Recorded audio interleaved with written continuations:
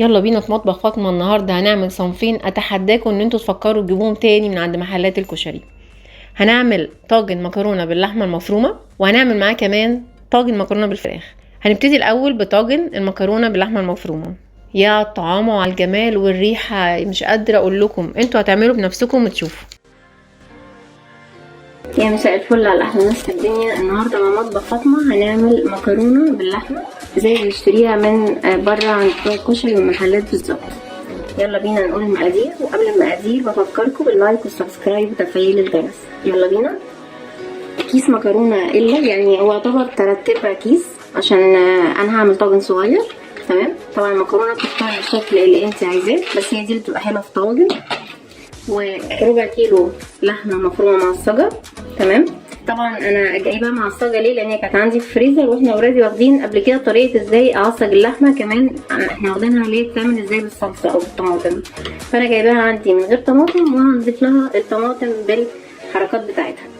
فعندي ربع كيلو لحمه معصجه، عندي كوبايه ونص عصير طماطم، وكيس صلصه، وعندي التوابل بتاعتي كزبره وكمون وفلفل اسود وتوم بودره وبصل بودره مع بعض مخلوطين، والملح بتاعي، وحته السكر بتاعتي المعلقه الصغيره عشان الحموضه.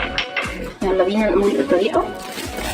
عندي اول حاجه اهو كيس الا ربع مكرونه، عشان عامله طاجن صغير زي ما قلنا، طبعا على حسب ما انت عايزه. تمام. ولعت على الميه تغلي علشان نسلق المكرونه، بس نخلي بالنا في تريكه هنا. انا المكرونه النوع ده اللي انا مستعملاه هو اللي كان عندي، بس بياخد سوا شويه. طبعا كلنا ستات بنتعامل مع المطبخ وعارفين ان المكرونه انواع، فلو النوع اللي عندك ما بياخدش سوا ما تسلقيش المكرونه. مكرونه الطاجن هنحطها نيه في الرصه بتاعتنا زي ما هنشوف، بس انا عشان ده بياخد سوا شويه فهسلقه، مش هسلقه، هديله غلوه كده في الميه يا دوبك بس يترسن، واقوم قافله عليه على طول وهنشوف ازاي، عشان بس ما تبقاش نيه مع العصاف بتاعه الطاجن. انا دلوقتي الميه غلت، وزي ما اتفقنا ان انا مش هحط زيت للمكرونه بتاعه الطاجن في السليق، هحط ملح بس على ميه السليق. يلا بينا. انا كده الميه غلت، هحط ملح بتاعي واقوم نازله بالمكرونه بتاعتي. طبعا في العادي بتاعي بس انا لما تتسلق كويس، انما بتاعه الطاجن هنشوف ازاي الموضوع مش هياخد وقت، مجرد بس ان انا بدخلها انها متبقاش معضمه كده واقوم قافله عليها، هنشوف دلوقتي ازاي على طول. انا كده ولعت على ميه المكرونه عشان تتسلق، وغلت الميه وحطينا المكرونه زي ما احنا شفنا. في الوقت ده انا هستغله ان انا هعمل الصلصه بتاعتي بتاعت الطاجن. عندي الطماطم زي ما قلنا، وكيس صلصه، والتوابل بتاعتي والملح والسكر. خلي بالنا انه انا حاطه للعصاج اصلا التوابل دي كمان، فبالتالي الصلصه لما اجي احط لها او الصوص بتاعي بتاع الطماطم مش هكتر من التوابل عشان ما تحدقش قوي. ما ننساش مهم قوي السكر عشان ما يعملش حموضه.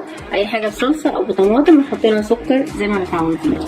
انا دلوقتي ولعت على الكزرونه اللي عندي عشان احط فيها معلقتين زيت. يلا بينا. ما يعادل معلقتين زيت كده. تمام. وبعدين انزل بالصلصه بتاعتي.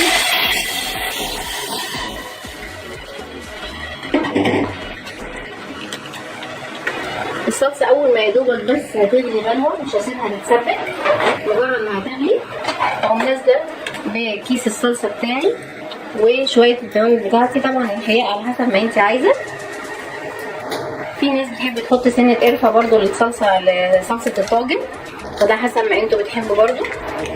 فانا كده مستنيه بس تاخد، اول ما تبدا تقلب للغلوه اقوم حاطه الصلصه والتوابل بتاعتي. هفكركم تاني باللايك والسبسكرايب وتفعيل الجرس. زي ما احنا شايفين كده اهو، يا دوبك الطماطم عندي غلت. ماشي، مش هخليها تتسبك. هنزل بالصلصه بتاعتي.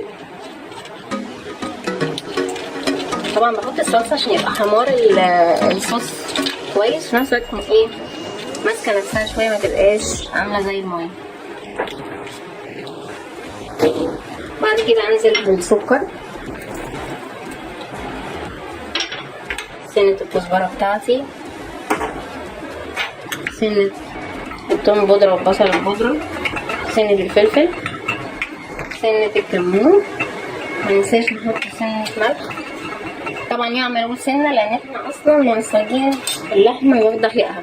لو انا لسه بعمل من البدايه ممكن احط المقادير اكتر من كده شويه. موضوع الحقيقه ده طبعا بيبقى على حسب ما كل واحد عايز الحقيقه يبقى عامل ازاي. مجرد برضو ما حطيت كده انا مش عايزاها تتسبك، فهعلي عليها شويه. اول ما تبدا تغلي اقوم قافله على طول عشان ما تبقاش تخينه. زي ما احنا شايفين اهو قوامها عادي اهو، في نفس الوقت مش عامل زي الميه، يعني ماسك نفسه شويه.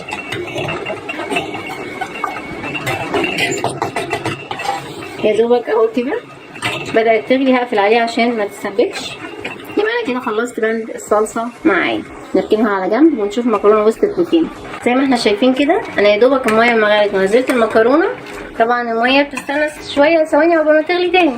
مجرد ما غلت تاني الميه دقيقتين بالظبط وهرفع واصفي. زي ما احنا شايفين هي ناشفه جدا لسه كانها ما اتحطتش، بس زي ما قلنا عشان دي بتاخد وقت في سواها. هقفل دلوقتي واصفيها على طول اهو كده. انا صفيت المكرونه بتاعتي اهي تمام. زي ما اتفقنا مش حاطه زيت خالص، حتى ما عملتش عليها ميه، مش هضفتهاش ميه ولا حاجه. تمام. انا بس عليها تهوس شويه 3 دقايق كده عقبال ما اجيب الطاجن بتاعي او الحاجه بتاعتي اللي هحطها في الفرن، عشان احط لها سنه سمنه او زيت او كده عشان ما تلزقش. طبعا تحطي لها سمنه، زيت، زبده، ده زي ما انت تحبي. زي ما اجيب الطاجن عندي اهو. لو عندك طاجن بايركس ماشي، انا بحب دي بستعملها الفرن بتبقى احسن لي. وبستلذ ان انا احط زيت. في ناس يا سلام لو عندك مكعب زبده كمان بيبقى رائع. انا حطيت الزيت، وخلي بالك يبقى حتى على الجناب برضو علشان لما اجي افضي الطاجن في سيرفيس بعد ما اخلص ما يبقاش في حاجه لازقه. هبدا اول حاجه انزل بالعصاق بتاعي.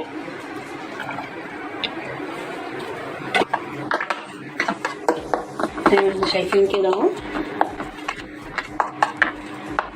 موزعه كويس.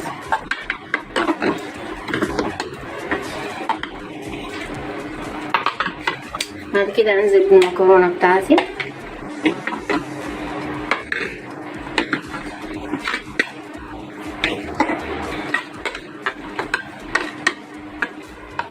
خلي بالنا انا كده مشغله الفرن على 200 درجه ماشي، وفي نفس الوقت غاليه ميه مجهزه جنبي ميه مغليه. هقول لكم ليه حالا. انا بغطي بصوص الطماطم لمجرد انه يبقى مغطي بس المكرونه على الوش، ما يبقاش فيه ميه زياده عشان ما تعجنش مني. فانا حطيت الصوص بتاعي وهو تخين كده ماسك نفسه، وهجيب الميه المغليه اللي انا محضراها واقوم مفضيه برده لغايه ما تغطي كده وش المكرونه. هنشوف ازاي. ومناسبة بالمية المغلية اللي انا مجهزاها جنبي. خلي بالنا عشان المية لو زادت ممكن تعجن. شايفين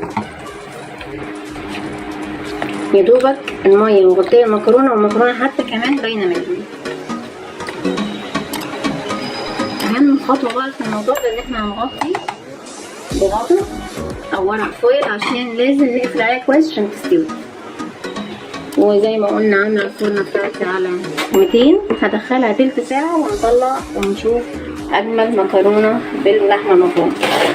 ما تنساش اللايك والسبسكرايب وتفعيل الجرس. كده فاتت تلت ساعه الطاجن بتاعي اهو خلص. نفتح عليه ونشوف. جمال تحفه، مستوي ومش معجن. الصلصه بتاعتي متشربه كويس، وطبعا نزلت للعصاق تحت. عايزه اقول لكم حاجه مهمه. احنا طبعا ما نقلقش من المستوى او لا، لانه سهل قوي زي ما شفنا كده. ناخد شوكه حتى من الجنب كده ندوقها، لو استوت تمام ما استوتش هنغطيه تاني. هو دلوقتي استوى زي الفل. كل اللي هنعمله بقى التركه بتاعتي عشان لما اجي اقلبه في السيرفيس بتاعه الاكل اغطيه واسيبه 10 دقايق او اقل، مجرد انه يهدى شويه لسببين: منها انه يستوي والصلصه تتشرب اكتر، والحاجه التانيه لما اجي اقلبه يبقى ماسك نفسه ما يفرولش مني في التقديم. 10 دقايق كده ونفضيه ونشوف الشكل بتاعه. كده تمام. بقى فات 10 دقايق على الطاجن. دلوقتي انا هفضيه السيرفيس بتاعي بتاع التقديم. بس بعد ما افضيه هسيبها عليه شويه برضه عشان اطمن انه الحاجه واخده الشكل الدوراني بتاعها. يلا بينا كده. كده انا قلبتها، بس برضو احتياطي زيادة امان انا هسيب كده الوضع ده شوية لغاية ما تهدى سنة اقوم رافعة الحلة بتاعتي. كده فات 10 دقايق، هنرفع بالراحة. ايه رأيكم بقى؟ طبعا دي زي الجاهزة بالظبط، بالعكس هي احلى كمان وانضف واوفر وحاجات كتيرة، ما خدتش وقت خالص زي ما انتم شايفين. ده الشكل النهائي بتاعها. الف هنا وشفا ليكم، مستنيه تعليقاتكم واقتراحاتكم لان انتوا عارفين رايكم ايه. متنساش اللايك والسبسكرايب وتفعيل الجرس. الف هنا وشفا.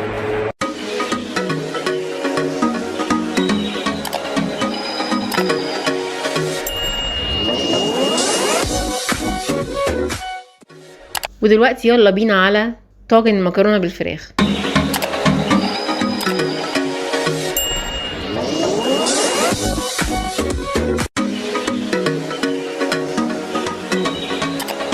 مساء الفل على احلى ناس في الدنيا. النهارده مطبخ فاطمه هنعمل طاجن المكرونه بالفراخ. يلا نقول المقادير مع بعض. هنلاقي الطريقه سهله قوي، بس قبل ما نقول المقادير والطريقه ما ننساش اللايك والسبسكرايب وتفعيل الجرس. يلا بينا على المقادير. عندي زي ما احنا شايفين اهو كيس مكرونه وكوبايتين صلصه طماطم معصوره يعني، وكيس صلصه جاهزه، نص كيلو او اقل شويه زي ما تحبي فراخ متقطعه قطع صغيره سواء وراك او صدور. دي صدور يعني فراخ بانيه مقطعه زي الشاورما بس اكبر شويه. طبعا الفراخ انا غسلاها بملح وخل ومصفيها جدا، وده الشكل النهائي بتاعها بعد ما اتصفت خالص. وعندنا توم وبصل، بصلايه كبيره متقطعه ناعم قوي، وكام فص توم كويسين كده برضو مطحونين. والتوابل بتاعتي اللي هي سر الخلطه بتاعتي الكزبره والكمون، بهارات فراخ، السكر بتاعي المعلقه الصغيره، والملح وثوم بودره وبصل بودره مع بعض، والفلفل الاسود بتاعي. يلا بينا على الطريقه. بفكركم تاني باللايك والسبسكرايب وتفعيل الجرس لان رايكم بيهمني جدا. انا كده ولعت على الحله بتاعتي اللي هعمل فيها الفراخ اشوحها. قطع الفراخ بتاعتي اهي تمام. هنزل بسنه زيت. انا في ناس بتحب تعملها بسمنه وفي ناس بتحب تعملها بزبده، انا بحب اشوح الفراخ في زيت عشان بتبقى اخف. استنى بس الزيت كده واقوم نازله بالبصل بتاعي اول حاجه خالص. كده زيت قدح،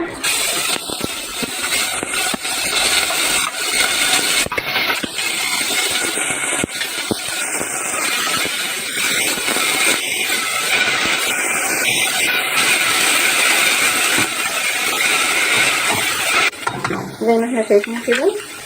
انا حطيت البصل بتاعي وانا عاوزه اخليه ناعم قوي، وهحط له سنه الملح وسنه الفلفل. ده مش حقيقة، ده مجرد بس عشان مع البصله.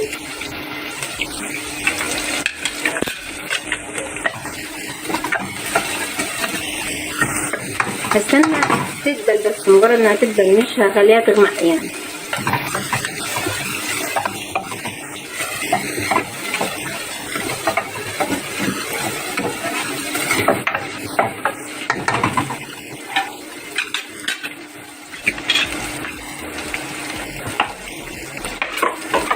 خلي بالنا من التركه اللي هقولها دلوقتي. انا عندي الثوم بتاعي انا هحط نصه بس مع البصل،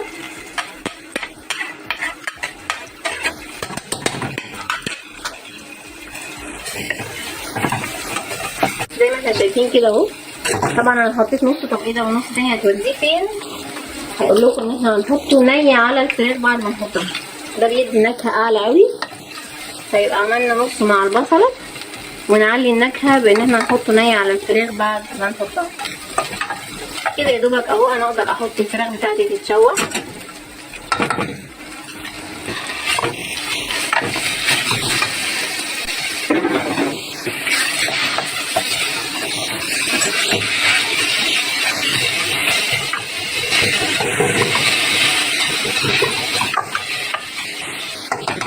عايزه اقول لكم حاجه مهمه في الحته دي. احنا حاطين الفراخ زي ما احنا شايفين مش هنقعد نقلب فيها عشان ما تقعدش تنزل ميه كتير. احنا هنسيبها خالص لغايه ما تبدا تاخد لون من تحت، واقوم مديها تقليبه عشان اللي فوق ياخد لون ده. فالتقليب الكتير مش مطلوب. ولسه انا مش هحط عليها اي توابل ولا اي توم ولا اي حاجه خالص دلوقتي. نديها تقليبه كده زي ما احنا شايفين بدأ اللون من تحت يتغير.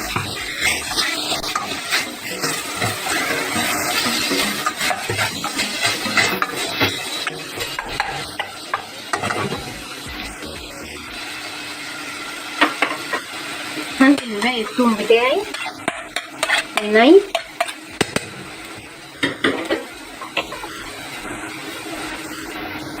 واقوم حاطه الملح بتاعي، كزبره، فلفل، كمون، البهارات بتاعت الفراخ، ودي اهم تاتش في الموضوع. طبعا الحاجه زي ما اتفقنا على حسب ما انتي حابه، توم بودره وبصل بودره، ولو مش عايزه خلاص احنا اوريدي حاطين توم وبصل. عقبال ما حطيت ده كله بدأت تحت لونها يغير، اقلب تاني. مش عايزه اقول لكم ريحتها تحفه من قبل ما احط تدخل السوا. فين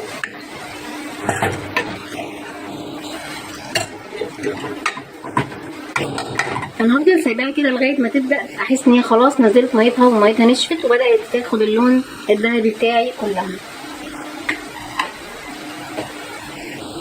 بفكركم تاني باللايك والسبسكرايب وتفعيل الجرس عشان مشاركتكم بتفرق معانا دايما.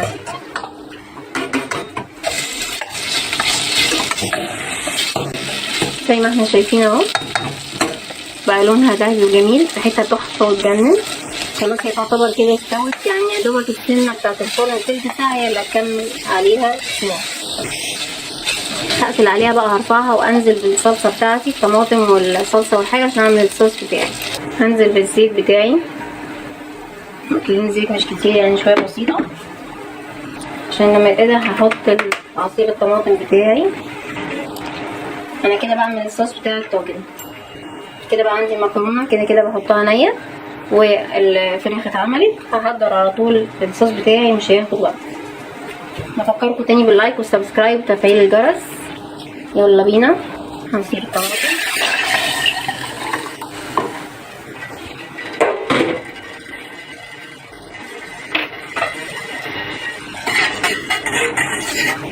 اول ما يبدا يغلي مش هستنى ما يتسبك، اقوم حاطه على طول كيس الصلصه بتاعي والتوابل بتاعتي. زي ما احنا شايفين اهي يا دوبك غلت. هنزل بالصلصه بتاعتي عشان تدي قوام تخين شويه للطاجن وفي نفس الوقت تبقى حمارها كويس.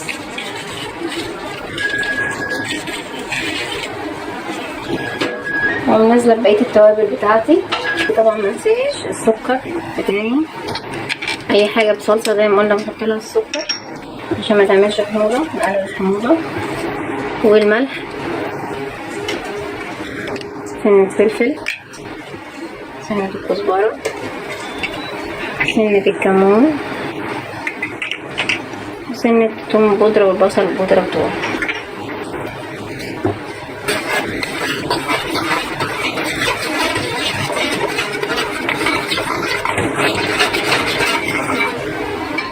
احنا كده قلبنا كله مع بعضه.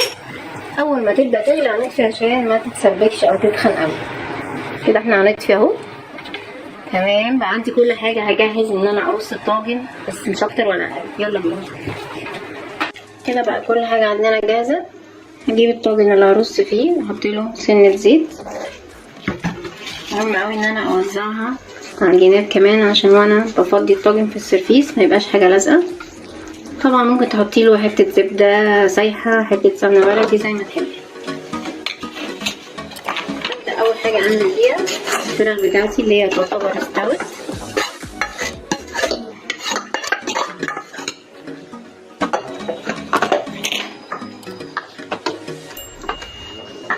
اوزعها كده واقوم نازله بالمكرونه نيه.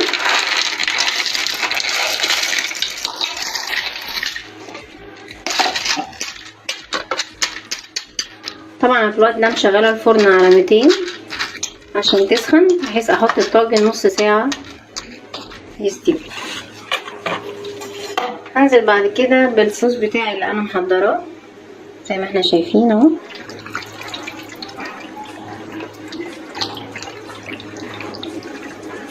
واكون مجهزه الميه المغليه بتاعتي عشان اكمل الميه المغليه يا دوبك تغطي المكرونه. نازله الميه المغليه بتاعتي، هحتاج ازود شويه تاني. احط لغايه ما يا دوبك هتغطي المكرونه بالشكل ده زي ما احنا شايفين اهو. محطش ميه كتير عشان ما تعجنش، وما احطش قليل عشان المكرونه تستوي. اهم خطوه في الموضوع ده ان انا هغطي كويس قوي عشان تستوي على الميه والبخار اللي طالع منها. هنغطي وندخل الفرن لمده نص ساعه على 200 ونشوف سواها ايه بالظبط. يلا بينا، ما ننساش اللايك والسبسكرايب وتفعيل الجرس. كده احنا غطيناها كويس. ممكن لو عندك حاجه بايركس وهتحطي فيها تغطيها بورق كويس. انا كده هدخلها الفرن على طول. بكده الطاجن يكون طلع وجاهز. كده احنا سيبناه نص ساعه على 200 درجه. هنفتح بس عليه علشان نشوف السوا بتاعه ايه. واو، زي ما انتم شايفين هو كده استوى. وبرده الموضوع مش صعب، لو ممكن تطلعي مكرونايه او 2 كده تدوقيها تشوفيها استوت ولا لا. بس انا شايفاه انه اتشرب تمام. المكرونه استوت 100 100 ومش معجنه وزي الفل، واحده بوحدتها زي ما احنا شايفين. ريحته وهميه. انا دلوقتي هغطي عليه عشان نسيبه 10 دقايق يهدى، على اساس انه لما اجي افضيه ما يبقاش مفكك من بعضه. وغير كده كمان عشان المكرونه تطرى اكتر والصلصه تتشرب لو في حاجه تحت مش متشربه. هنغطيه دلوقتي 10 دقايق بالظبط وهنقلبه في السيرفيس بتاعنا او في الطبق بتاعنا. وبألف هنا وشفا ليكم. احنا كده سيبناها 10 دقايق لغايه ما تهدى. هبدأ اقلبها في السيرفيس بتاعي. وبألف هنا وشفا ليكم.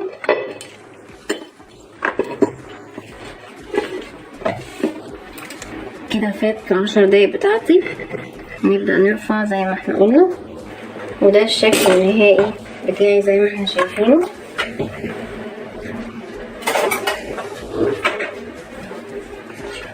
ريحتها تجنن، طعمها تحفة. هيبقى زي جاهز واكتر كمان لانه هيبقى انضف واوفر وطريقته سهلة.